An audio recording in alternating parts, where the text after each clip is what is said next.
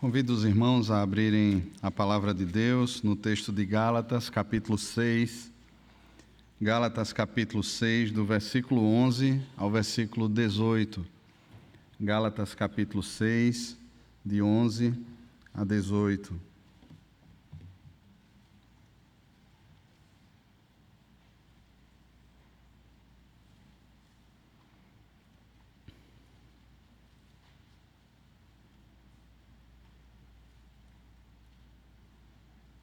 Gálatas 6, de 11 a 18, nos diz assim a palavra do Senhor: Vede com que letras grandes vos escrevi de meu próprio punho. Todos os que querem ostentar-se na carne, esses vos constrangem a vos circuncidardes, somente para não serem perseguidos por causa da cruz de Cristo. Pois nem mesmo aqueles que se deixam circuncidar guardam a lei. Antes querem que vos circuncideis para se gloriarem na vossa carne. Mas longe esteja de mim gloriar-me, senão na cruz de nosso Senhor Jesus Cristo, pela qual o mundo está crucificado para mim e eu para o mundo. Pois nem a circuncisão é alguma coisa, nem a incircuncisão, mas o ser nova criatura. E a todos quantos andarem de conformidade com esta regra, paz e misericórdia sejam sobre eles e sobre o Israel de Deus. Quanto ao mais, ninguém me moleste, porque eu trago no corpo as marcas de Jesus. A graça de nosso Senhor Jesus Cristo seja, irmãos, com o vosso espírito. Amém. Amém. Oremos mais uma vez, irmãos.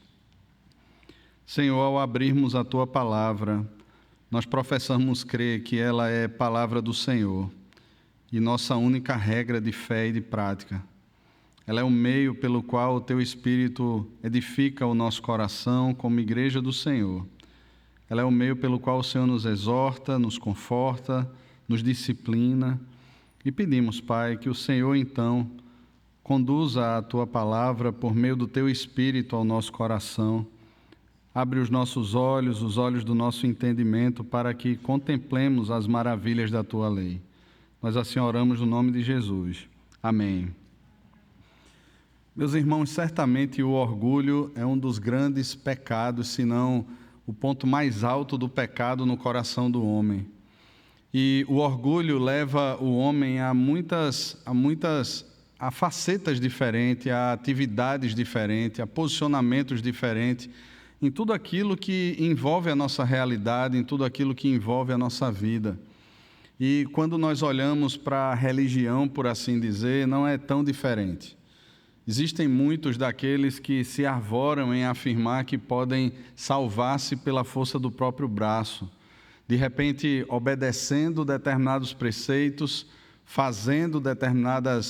tomando determinadas atitudes, ou mesmo deixando de tomar determinadas atitudes, mudando o seu comportamento, com o final ou com o objetivo de serem salvos, de alcançar o favor do Senhor. Afinal de contas, para muitos desses, a morte, ela não existiu. A morte espiritual não é uma realidade. São apenas escoriações ou alguns malfeitos do pecado no coração, mas que não levou a um distanciamento completo, a uma ruptura total no seu relacionamento com o Senhor.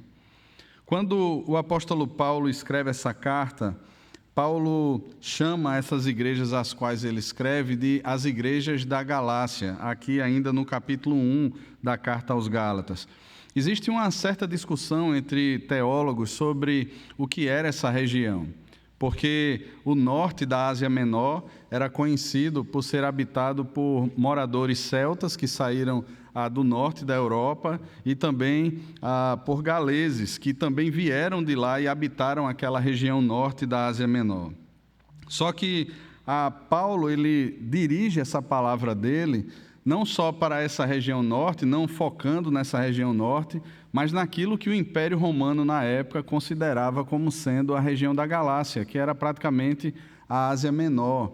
E Paulo já havia plantado algumas igrejas ali na Ásia Menor. Por exemplo, Antioquia da Psídia, Icônio, Listra, Derbe, foram igrejas plantadas pelo apóstolo Paulo e faziam parte ali do sul da Ásia Menor, que era considerada pelo Império Romano como a região da Galácia. Então, Paulo escreve muito provavelmente para essas igrejas que estavam no sul, essas igrejas que ele havia plantado, já havia passado por lá. E a data provável para a escrita dessa carta é o ano 49 depois de Cristo. Por que é que Paulo escreve então essa carta? E essa é uma carta, irmãos, bem peculiar, porque em todas as outras cartas o apóstolo Paulo ele faz uma saudação, uma apresentação um pouco mais suave. Na carta aos Gálatas, ele já inicia a carta quase que de maneira apologética, defendendo o seu apostolado, o seu ministério e já trazendo afirmações muito contundentes sobre aquela igreja e sobre algo que estava acontecendo naquela igreja. Um grupo de judeus saídos de Jerusalém, conhecidos como judaizantes, que eram teoricamente convertidos ao cristianismo, mas ao mesmo tempo tentavam somar a fé em Cristo a alguns preceitos que faziam parte da religião judaica, como por exemplo a circuncisão. Então, para eles, a fé somente em Cristo não era suficiente para a salvação. O cristão, na verdade, precisava antes se tornar um judeu para depois se tornar um cristão. Esse era o caminho da salvação, então, para os judaizantes. E nós veremos aqui as motivações e as razões por que eles agiam assim. Então, quando Paulo ele escreve essa carta, ele escreve para combater isso que ele chama de um falso evangelho. E ele chega a avisar que se por acaso um anjo descesse do céu e pregasse um evangelho diferente daquilo que foi pregado por ele quando esteve lá, que fosse anátema, que fosse maldito. Paulo tinha essa plena convicção de que tudo o que ele ensinou ali àquelas igrejas, de fato, foi o evangelho do Senhor Jesus. Aquilo que ele recebeu do Senhor, ele entregou àquelas igrejas. Quando os judaizantes assim se levantam, eles tentam corromper o fundamento que é Cristo e também tirar a glória do evangelho, porque se há uma participação dos crentes na sua salvação, a glória de Cristo, a sua suficiência, ela também é diminuída. Então, eram esses os perigos, ou alguns dos perigos que estavam lá. Meus irmãos, com vista já nisso que pensamos aqui, eu gostaria de convidar os irmãos, então, a pensarmos no seguinte tema nessa noite: a glória da cruz. A glória da cruz. E, em primeiro lugar, irmãos, a glória da cruz, ela revela os orgulhosos. Olhe comigo mais uma vez o texto que nós lemos, do versículo 11 ao versículo 13, o que diz a palavra do Senhor. Vede com que letras grandes vos escrevi do meu próprio punho. Todos os que querem ostentar-se na carne, esses vos constrangem a vos circuncidades, somente para não serem perseguidos por causa da cruz de Cristo, pois nem eles mesmos que se deixam circuncidar guardam a lei. Antes, querem que vos circuncideis para se gloriarem na vossa carne. Certamente, os últimos versículos dessa carta, eles são dramáticos. De repente, quando a gente está entrando na despedida de uma carta, a gente pensa em algo mais light, né? Algo mais leve. Afinal de contas, você está escrevendo, está se despedindo já ali naquele momento. Mas é diferente, irmãos. A carta aos Gálatas, ela contém exortações graves do início até o fim. Ela não tem essa intenção, Paulo não teve essa intenção de ser ameno. Ele está tratando com algo extremamente grave, que é a tentativa de destruir o evangelho e, consequentemente, destruir a igreja. Então, esses últimos versículos, eles também são dramáticos. Paulo ele não estava para amenidades, o que estava em risco de fato era o evangelho. E aqui ele faz uso de algum discípulo para escrever a carta, é o que alguns comentaristas levantam, e no final dessa carta ele faz questão de deixar a sua assinatura, de tornar algo mais pessoal e dizer assim: olha, vede com que grandes letras eu escrevo, quem está assinando sou eu. Não estou brincando com o que estou falando. É algo assim que Paulo está trazendo. Ele está trazendo algo que é extremamente grave, irmãos, e lembrando dos temas e das motivações que levaram ou que levam esses judaizantes, então, a de alguma maneira tentarem suprimir o evangelho por um falso evangelho, suprimir o verdadeiro evangelho por um falso evangelho. O resumo final de Gálatas começa com um relembrar dos problemas que já aconteceram na carta.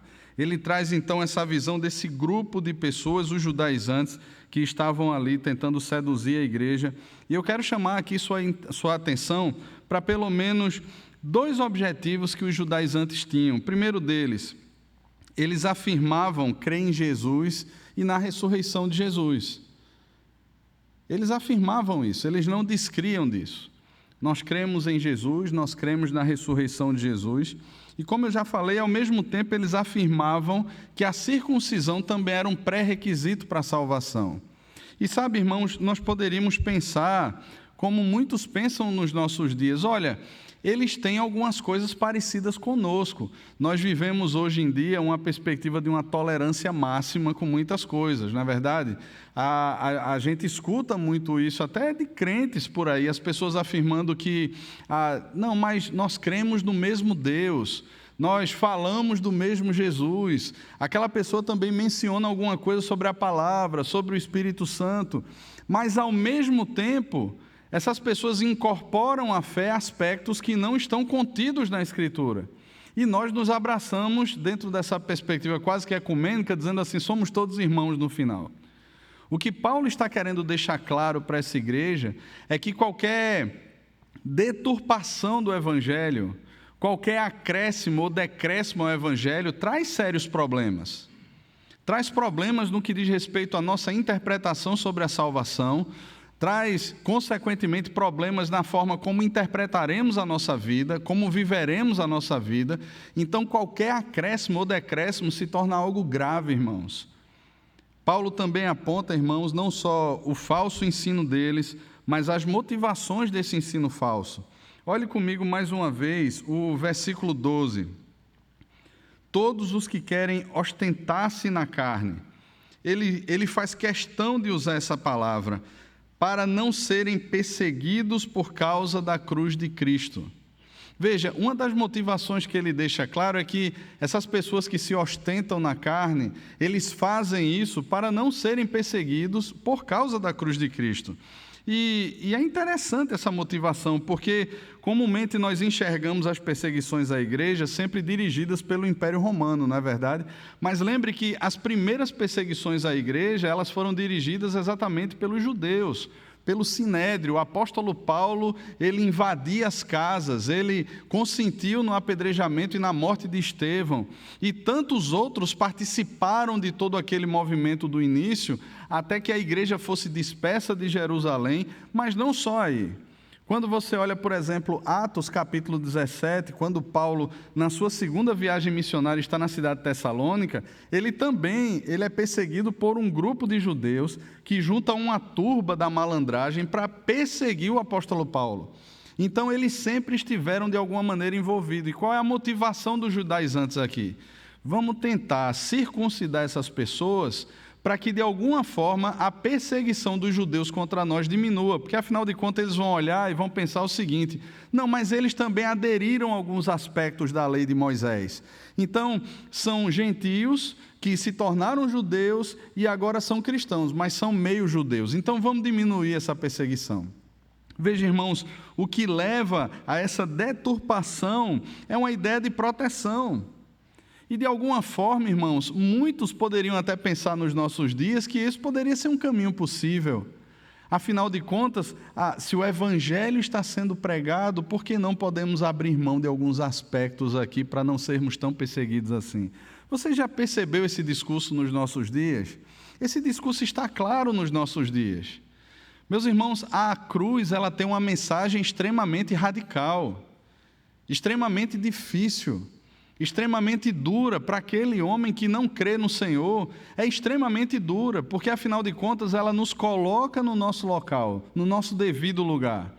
Só que talvez seja grave demais tudo isso. Então por que não a gente tentar maquiar as coisas, deixar as coisas mais palatáveis, trazer a atenção das pessoas de outra maneira? Por que ser perseguido? Por que a gente não pode, de vez em quando, dar um jeitinho para que as coisas sejam mais agradáveis? É aquela história do quase que politicamente correto, né? Você confronta e quando de repente alguém chega lá e questiona, a pessoa responde, mas não foi bem isso que eu quis dizer. Mas não foi bem assim que eu quis falar. Olha, na verdade, eu acho que você não me entendeu muito bem. Eu não estou querendo ser tão duro com você.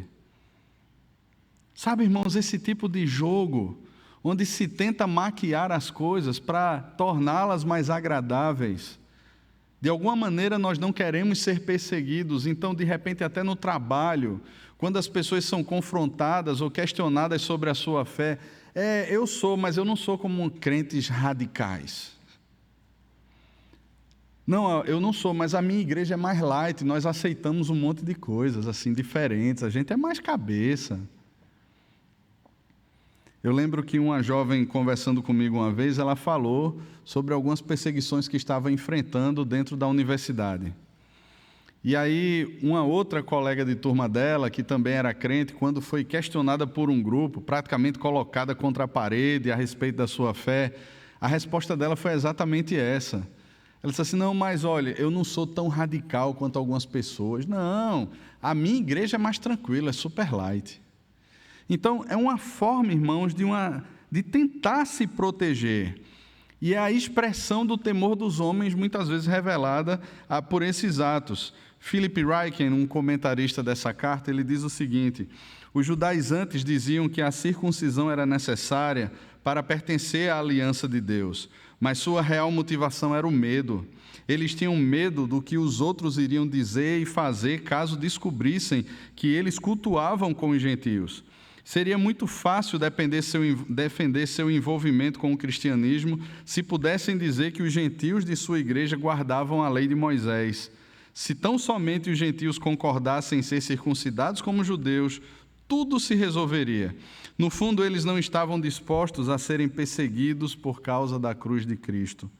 Como cristãos, irmãos, nós sofremos essa tentação.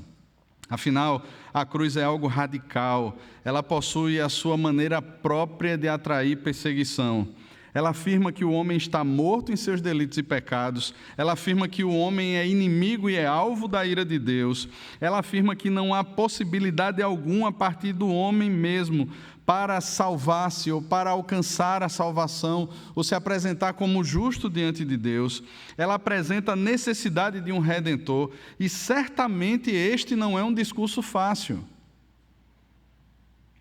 Alguém comentando sobre isso, falou que uma mulher, uma membro da igreja que ele é pastor, chegou e disse assim, pastor, mas veja, se eu estiver reunido com os meus amigos na piscina e começar a falar sobre isso, eu não terei mais amigos. Quem é que vai suportar esse discurso? E de fato, irmãos, quem pode suportar esse discurso? Porque, como já falei, esse discurso põe o homem no seu devido lugar, revela o que de fato está no seu coração e revela a sua real necessidade, a sua incapacidade de salvar-se e a necessidade de um Redentor. E nenhum homem, irmão, cheio do seu orgulho, cheio de si, arrogante, prepotente, gosta de ouvir sobre isso. Ele quer ouvir que ele pode sim conquistar. Afinal de contas, esse é o discurso que nós ouvimos desde o berço.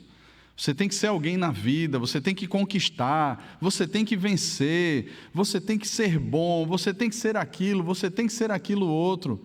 E é essa gana que parece que ergue e dá sentido e significado ao homem que está morto em seus delitos e pecados. Paulo, ele traz uma segunda motivação ainda dentro desse primeiro ponto. Ele diz que é para eles se gloriarem na vossa carne. O final do versículo 13 nos diz isso. Pois nem mesmo aqueles que se deixam circuncidar guardam a lei. Antes querem que vos circuncideis para se gloriarem na vossa carne. E esse é mais um ponto assim que merece um destaque. Veja, se a primeira motivação é o medo, a segunda motivação é esse desejo por glória. E veja que coisa interessante, irmãos. A mola propulsora ou a força propulsora de tudo isso é esse desejo por uma glória, não é um interesse pela integridade daquelas pessoas, não é um interesse para que eles conheçam mais a Deus, não é um interesse para que eles vivam uma vida mais piedosa, mas é uma devoção por números. De repente, a propaganda deles lá para os outros judaizantes que ficaram em Jerusalém seria, de repente, a seguinte, né? Mais uma centena de circuncidados. Ou talvez, batemos mais uma meta. Algo mais relacionado ao próprio coração, talvez, né? Não tão mais corporativo assim, mas algo relacionado ao coração. Olha até onde eu cheguei. Olha o que eu conquistei. É esse anseio pecaminoso por glória. Ele sempre está, de alguma maneira, deturpando a verdade, por causa do temor dos homens, da idolatria do eu. Ele sempre promoverá a manipulação de pessoas, para promover aí seguidores cegos, amedrontados, divisionistas e não discípulos de Cristo. Ao invés da liberdade que Paulo anuncia na carta aos Gálatas e que já havia sido pregado àquelas igrejas, os judaizantes pregavam a escravidão. Philip Ryken, mais uma vez, afirma o seguinte: o exibicionismo é uma das diferenças entre a religião verdadeira e a falsa. A religião falsa se emaranha com coisas superficiais, como a qualidade dos participantes e rituais de adoração. A religião externa é o que os líderes de cultos buscam quando pressionam os membros a recrutar novos convertidos. É isso que as igrejas almejam quando buscam divertir mais do que edificar, ou quando baseiam a salvação no que as pessoas podem fazer por Deus e não pelo que Deus já fez por elas.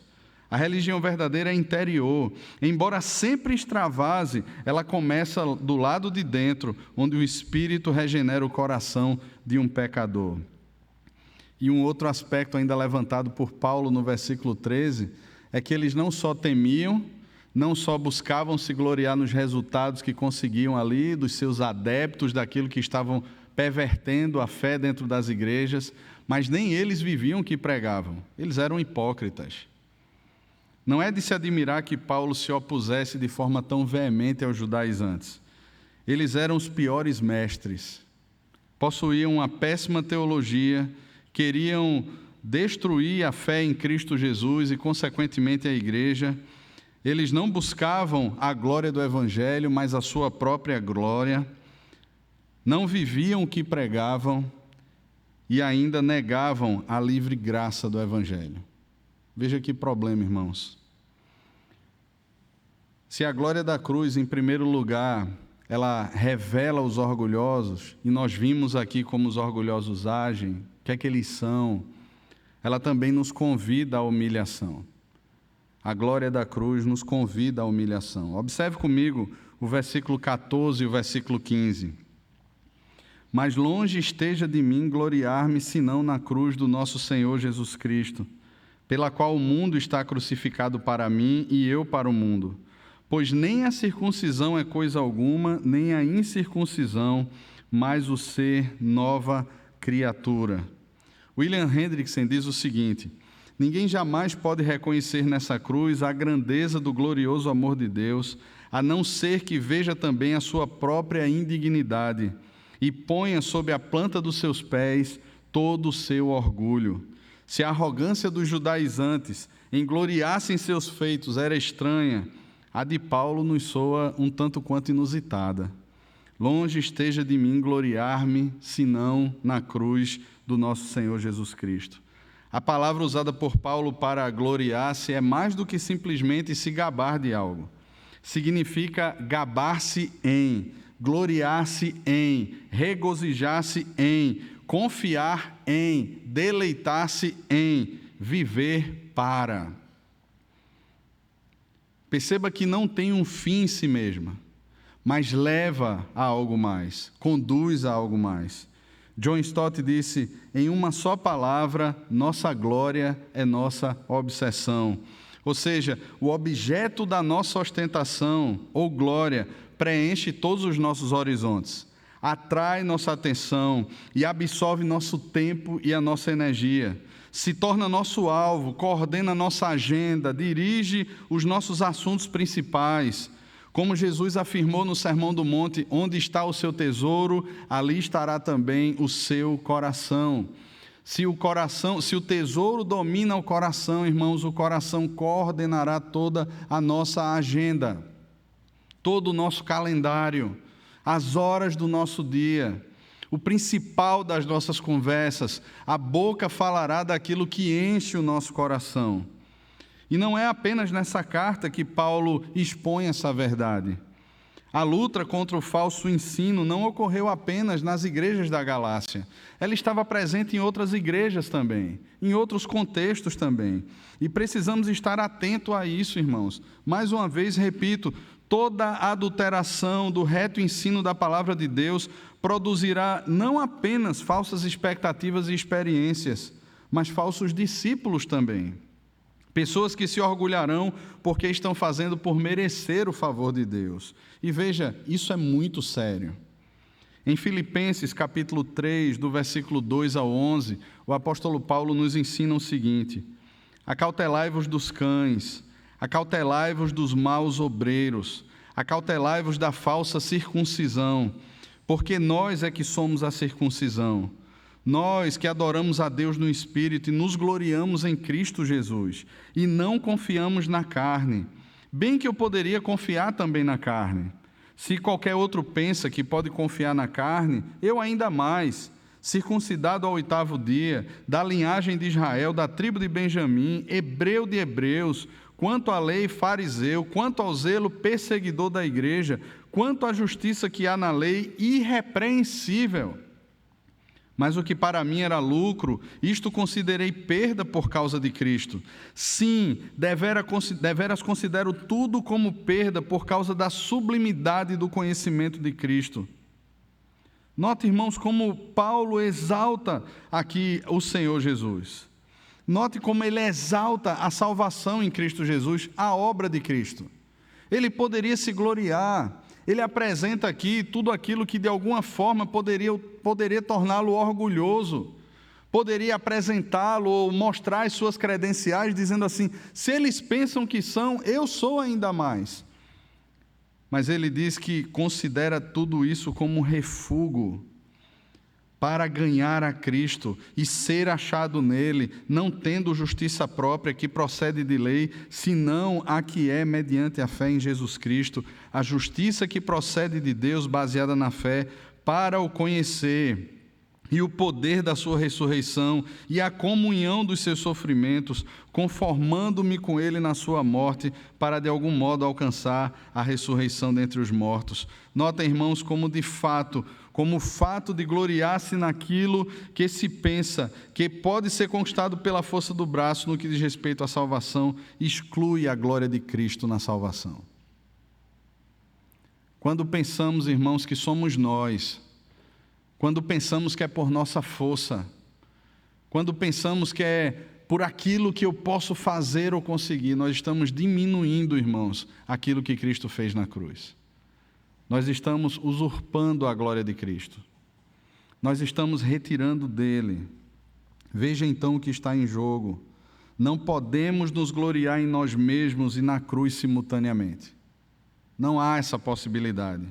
Precisamos escolher. Se nos gloriarmos em nós mesmos e em nossa capacidade de nos salvar, jamais nos gloriaremos em Cristo e em sua obra perfeita. Citando Stott mais uma vez, ele diz: somente se tivermos humilhado a nós mesmos como pecadores merecedores do inferno, deixaremos de nos gloriar em nós mesmos, voaremos para a cruz em busca de salvação e passaremos o resto dos nossos dias gloriando-nos na cruz. Mas esse texto, irmãos, ainda se apresenta não só como um motivo de glória, mas também como um motivo de libertação. A cruz também ela nos liberta. O fato é que existe aqui uma cruz e 3 crucificações. É interessante isso. Quando você olha, você percebe aqui que há apenas uma cruz, mas existem 3 atos de crucificação nesse texto. A primeira cruz, ou o primeiro ato de crucificação, é o próprio Senhor Jesus. Ele morreu pelos nossos pecados. O segundo ato é que todo cristão que está unido a Cristo, ele morreu também em Cristo Jesus.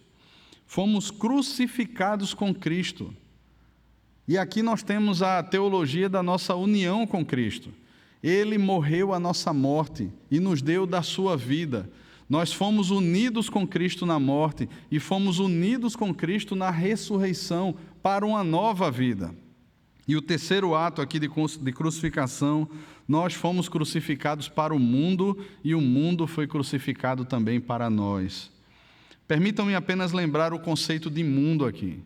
Mundo refere-se a todos os valores ímpios, pervertidos, distantes do Senhor Jesus, distantes da palavra de Deus. Tem a ver com essa visão de mundo que busca um curso para si, que estabelece a própria maneira de falar, de criar os filhos, de salvação, a perspectiva redentiva, a perspectiva de como se deve vestir ou não, como se deve conduzir um casamento ou não, a parte da palavra de Deus. Esse é o curso desse mundo. Por quê? Porque o mundo, irmãos, é composto por pessoas, essa visão de mundo, ela é composta por pessoas que estão mortas em seus delitos e pecados. São pessoas que são rebeldes, elas não são apenas passivas. Elas não estão em paz, dizendo assim, olha, eu nem quero guerra com Deus, nem quero também me aproximar dele. Eu estou aqui em cima do muro. Não existe essa perspectiva. O mundo é colocado como em inimizade contra Deus. E segundo Paulo escreve na carta aos Efésios, no capítulo 2, o mundo é também uma prisão. Quando o homem está morto em seus delitos e pecados, ele está seguindo o curso desse mundo, do príncipe da potestade do ar e das inclinações do seu próprio coração. Então perceba que o mundo ele serve como uma prisão, ele aprisiona, ele tenta ditar as regras de como você deve viver a sua vida, de como você deve conduzir as suas escolhas, de como é que o sexo deve ser vivido, de como é que os relacionamentos devem ser vividos, de como o trabalho deve ser vivido, a perspectiva de segurança, de prazer, de conforto, de tranquilidade, de status, tudo isso é lançado pelo mundo.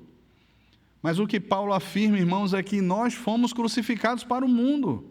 E o mundo está crucificado para nós. Nós fomos unidos com Cristo na sua morte para vivermos agora uma nova ou em novidade de vida. A cruz de Cristo, irmãos, representa tudo isso para mim e para você. A cruz dá um golpe fatal no mundanismo. Como cristãos, não pensamos mais como o mundo pensa. Como cristãos, não agimos mais como ele age. Não encontramos mais segurança, conforto e prazer naquilo que o mundo aponta. Não valorizamos o que o mundo valoriza, porque nós fomos crucificados. Da mesma forma, irmãos, os nossos pecados. E eu convido você a voltar seus olhos para Gálatas, capítulo 5, versículo 16 ao versículo 25. Veja o que é que Paulo fala. Digo, porém, andai no Espírito, e jamais satisfareis a concupiscência da carne, porque a carne milita contra o Espírito, e o Espírito contra a carne, porque são opostos entre si, para que não façais o que porventura seja do vosso querer. Mas se sois guiados pelo Espírito de Deus, ou pelo Espírito, não estáis sob a lei. Ora, as obras da carne são conhecidas e são prostituição, impureza, lascívia, idolatria, feitiçarias, inimizades, porfias, ciúmes, iras, discórdias, dissensões, facções, invejas, bebedices, glutonarias e coisas semelhantes a estas, a respeito das quais vos declaro, como já outrora vos preveni, que não herdarão o reino de Deus os que tais coisas praticam.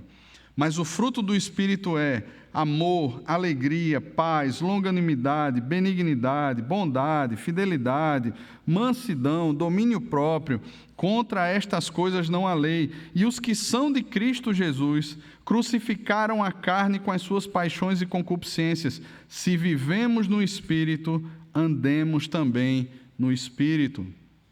Note que o que vale é o novo nascimento. E é assim que Paulo, ele finaliza o versículo 15. Não é a circuncisão, nem é a incircuncisão, mas o ser nova criatura. O peso estava sendo colocado sobre uma prática externa, que na antiga aliança poderia refletir ou refletia uma aliança com Deus, um pacto com Deus. Mas agora parece que é aquela visão, né?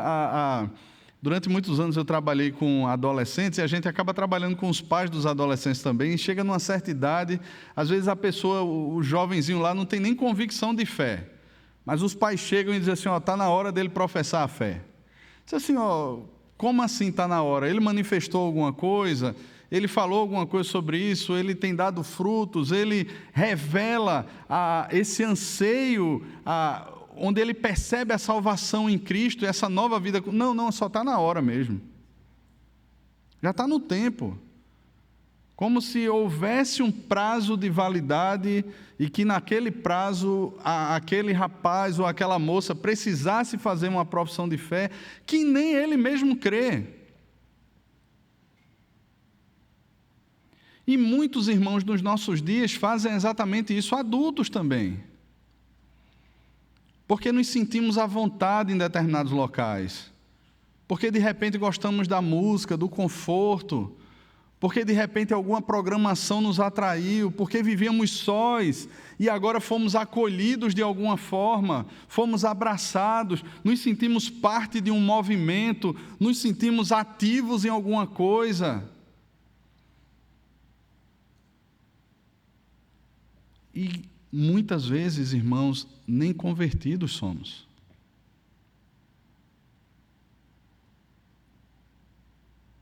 Nem convertidos somos. É claro que a conversão, irmãos, ela nos levará ao acolhimento, à participação, a boas amizades, a serviço. Mas nem sempre o contrário se torna verdade. A gente simplesmente pode dar passos, fazer coisas e viver uma vida fria, uma vida apática, uma vida sem conformidade com o Evangelho.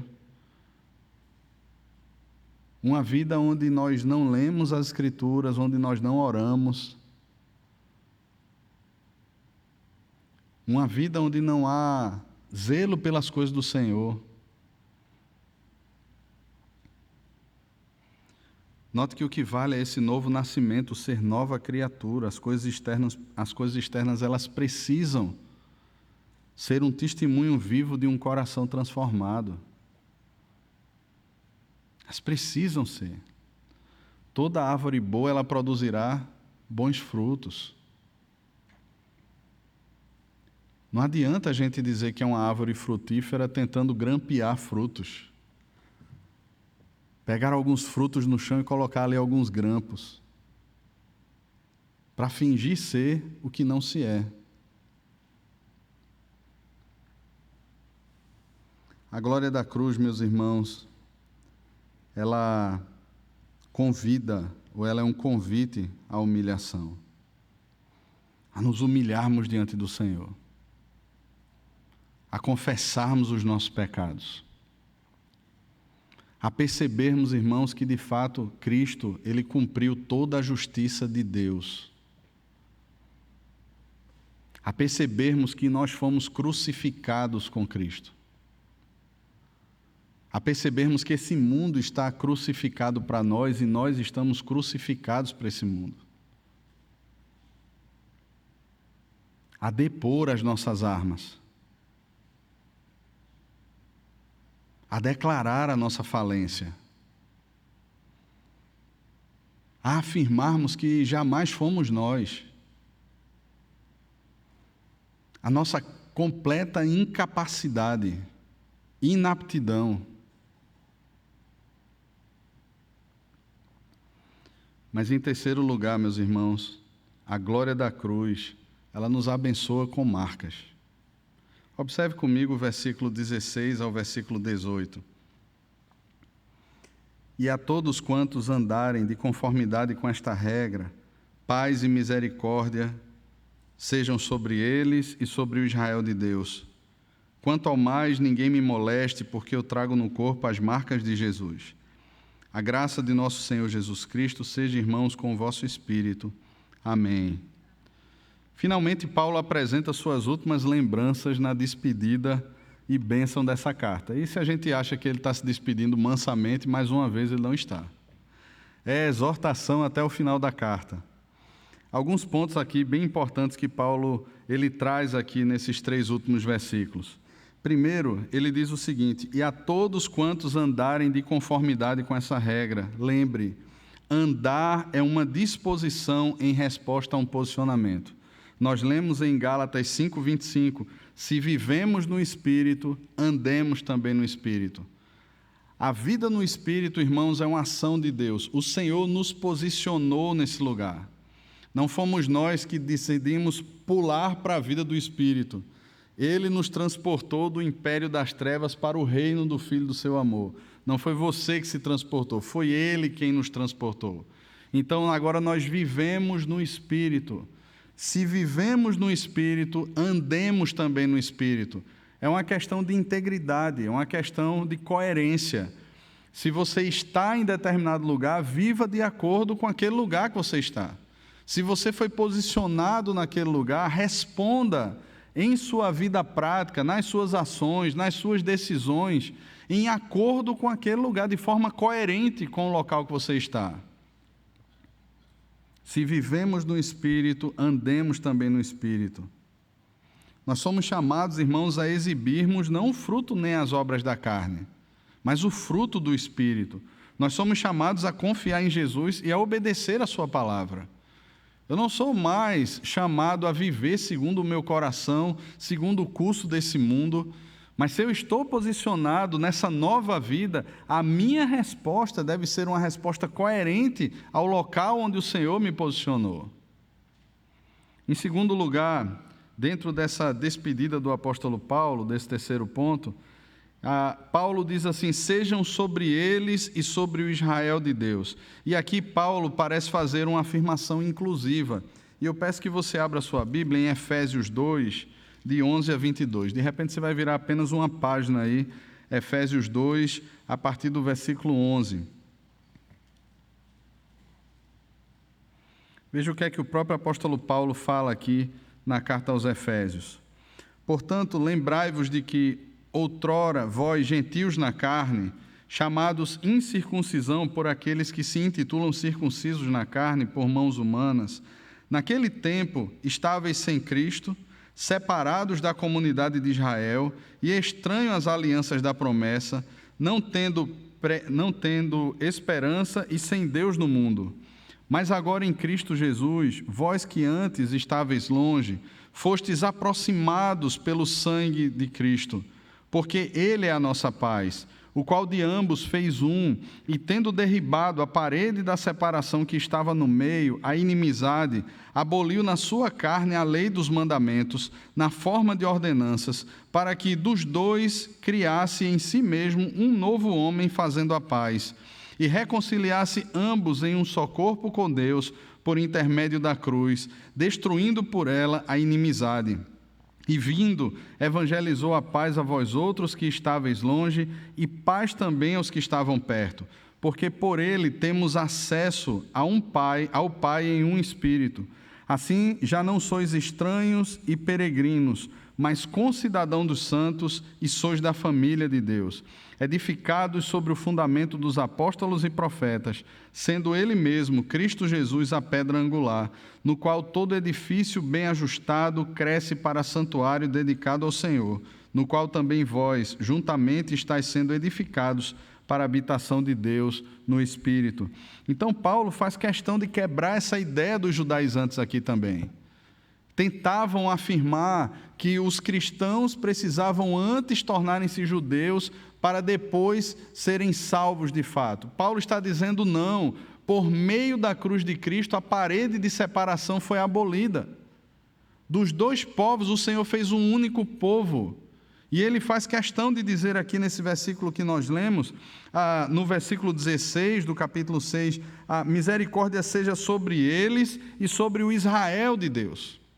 A mesma misericórdia, a mesma oração, porque é o mesmo povo. Não há uma divisão de dois povos.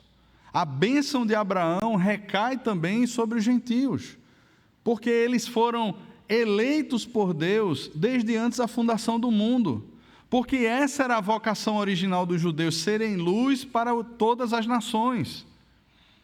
Então não são dos povos, mas é um povo só. E essa bênção aqui que Paulo roga cai sobre esse povo, sobre o povo de Deus, sobre a igreja de Deus, composta de judeus e composta de gentios de todos os tempos.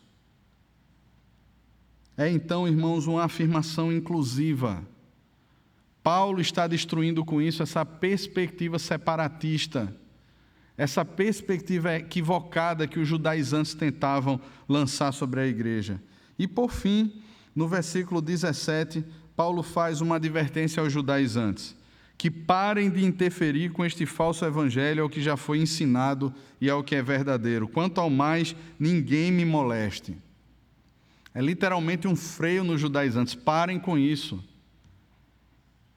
O verdadeiro já foi ensinado. Parem de ensinar o que é falso. É uma repreensão severa. Não é uma perspectiva de tolerância. Não é uma perspectiva de, não, vamos ficar calado. Aquilo ali não tem nada demais. Não, um pequeno ensino dentro de um grupo pequeno, dentro de um ministério, ali está pervertendo, mas é coisa pouca. Não, irmãos. Um pouco de fermento, o Senhor Jesus já explica, leveda toda a massa. E essas coisas precisam ser pontuadas e combatidas. Porque muitas vezes aquilo que parece ser tão sorrateiro, tão sutil, que parece não fazer efeito ou trazer algum malefício, muitas vezes é exatamente aquilo que causará divisões, causará problemas sérios dentro da igreja. E ele aponta também o fato de trazer em seu corpo as marcas de Jesus. E de fato, irmãos, Paulo experimentou por causa do Evangelho variadas perseguições e sofrimentos. Quando ele escreve a sua última carta ao seu filho na fé, Timóteo, ele alerta Timóteo que todos quantos querem viver piedosamente em Cristo Jesus serão perseguidos. Meus irmãos, não é se seremos perseguidos, é quando seremos perseguidos. Porque a mensagem da cruz ela é uma denúncia para esse mundo. Assim como um dia ela denunciou o nosso coração e o nosso pecado, ela é uma denúncia para esse mundo. Ela não é aprazível, irmãos. Ela não pode ser maquiada. Ela não pode ser revestida de algo que de fato ela não é. Ela precisa ser anunciada e precisa ser pregada como está nas Escrituras. E nós precisamos descansar na convicção, irmãos, que o Espírito Santo do Senhor convencerá, assim como foi conosco, aqueles que são dele, do pecado, da justiça e do juízo, e trará aqueles que são dele para o aprisco do Senhor. Nós não precisamos maquiar. Lembro-me de há um tempo atrás, ler a reportagem de um pastor que era pastor de jovens, e depois esse homem teve uma mudança dramática na vida dele. Ele era incentivado por toda a igreja que ele fazia parte a atrair os jovens para a igreja. Ele disse que chegou a montar ringue de MMA para atrair jovens para a igreja. E ele disse que quando não tinha mais ideia, não sabia mais o que fazer, ele tinha um aquário em casa da esposa dele com um peixinho vermelho. E ele disse que a única coisa que eu tenho para fazer é isso agora, para chamar a atenção dos jovens. E aí levou aquele aquário lá para o local de culto, pegou aquele peixe e engoliu o peixe vivo, para chamar a atenção das pessoas. Ele disse, eu não tinha mais criatividade para nada, era o que eu tinha para fazer. E aí houve aquela algazarra, aquela vibração toda. E ele disse que no outro final de semana não tinha mais o que fazer, no outro não tinha mais o que fazer, e todos aqueles jovens começaram a ir embora. Começaram a se afastar. E quando ele perguntava, ele dizia assim, não tem mais novidade nenhuma. Sabe por quê, irmãos? Quando as pessoas são cativadas por qualquer coisa que não seja o Evangelho, elas serão totalmente cativas daquilo que as cativou. E a partir do momento que aquilo que as cativou naquele local não tem mais ali, o que elas fazem é ir embora. E essa não é só uma perspectiva de consumo. Não é só uma perspectiva de consumo do Evangelho. Porque nem Evangelho é. É uma perspectiva, irmãos, de um falso discipulado. O que está sendo dado não é o Evangelho, nunca foi. E a partir do momento, irmãos, que se há uma mudança, que existe uma mudança, as pessoas olham para aquilo e dizem assim: isso é propaganda enganosa, não foi atrás disso que eu vim. Porque, na verdade, irmãos, o que muitos querem hoje é diversão, o que muitos querem hoje é apenas um lugar para fazer parte, o que muitos querem hoje são as carteiras e bolsas cheias de dinheiro, são os enfermos curados, são os problemas pessoais resolvidos, mas não querem trazer no corpo as marcas de Cristo. E o Evangelho deixa marcas em nós, irmãos. O Evangelho muitas vezes pode cobrar de mim e de você o nosso emprego, por fidelidade ao Evangelho. Não, mas olha, é só uma assinatura que ninguém vai saber. Não, mas veja, é uma maquiagenzinha aqui nos documentos, ninguém vai saber. Não, é só torcer um pouquinho aqui a palavra de Deus, não tem problema nenhum. Irmãos, ser fiel a Deus pode produzir marcas em nós, na nossa família.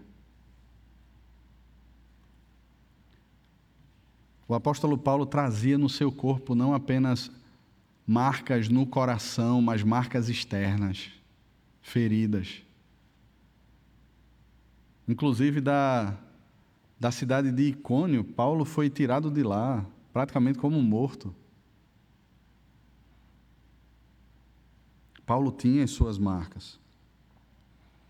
João Calvino, sobre essas marcas, ele disse o seguinte: assim como a guerra terrena tem suas condecorações com as quais os generais honram a bravura de um soldado, Cristo, o nosso líder, tem suas próprias marcas, das quais faz bom uso em condecorar e honrar alguns dos seus seguidores.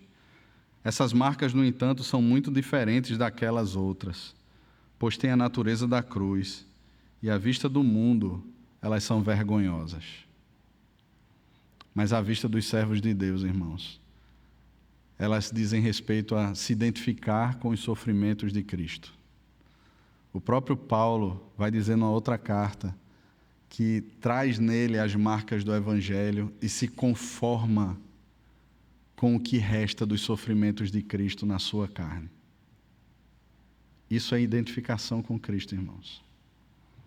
Eu concluo com a leitura de um hino composto por Isaac Watts, que se baseia nesses últimos versículos da carta de Gálatas. E eu peço a sua permissão para fazer essa leitura. Diz o seguinte: quando vejo a maravilha da cruz, onde o jovem Rei da Glória pereceu, o que me era mais precioso se perdeu, e encheu de desprezo o meu orgulho. Não me permita, Senhor, que eu me vanglorie, salvo na morte de Jesus, meu Deus. Todas as vaidades que mais me atraem, sacrifico em teu sangue. Vemos de tua cabeça, mãos e pés, fluir sofrimento e amor. Já alguma vez tamanho amor e dor se encontraram, ou espinhos já teceram a coroa com tal esplendor? O carmesim de teu sangue a sangrar, como um manto se espalha sobre o seu corpo no madeiro. E então estou morto para o mundo, e todo o mundo está morto para mim. Fosse todo o domínio da natureza meu, seria um presente pequeno demais. Amor tão maravilhoso, tão divino, requer minha alma, minha vida, meu tudo. Que seja assim conosco, irmãos, que vivamos e morramos para a glória do Senhor Jesus. Amém.